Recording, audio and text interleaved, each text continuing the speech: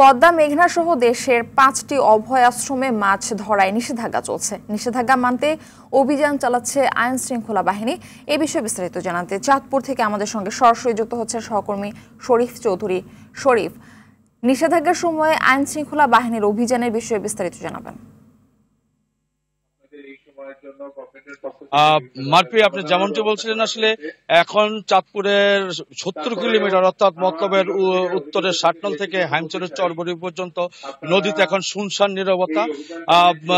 নদীতে 28শে ফেব্রুয়ারি মধ্যরাত থেকেই কোস্টগার্ড, নৌবাহিনী এবং পুলিশ প্রশাসন, জেলা প্রশাসন, ট্রান্সপোর্ট চষে বেড়াচ্ছেন।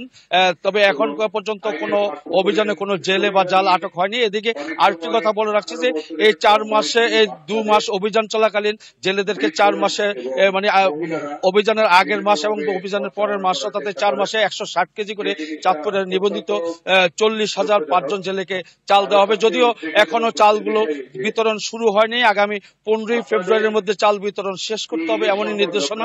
এখন আমি যে জায়গাটিতে দাঁড়িয়ে আছি সেটি হলো চাঁদপুরের বড় স্টেশন মূলর, যেখানে চলছে এখন অভিযানের অর্থাৎ জেলা প্রশাসন এবং মৎস্য অধিদপ্তরের যৌথ আয়োজনে সচেতনতা সভা, যেখানে উপস্থিত রয়েছেন চাঁদপুরের সুযোগ্য জেলা প্রশাসক মোহাম্মদ মহসিন উদ্দিন এবং রয়েছেন চাঁদপুরের পুলিশ সুপার রকিবউদ্দিন PPM এবং আরো রয়েছেন চাঁদপুরের পুলিশ সুপার নৌ পুলিশ অঞ্চলের সৈয়দ মুশফিকুর রহমান, কোস্টগার্ডের রয়েছেন।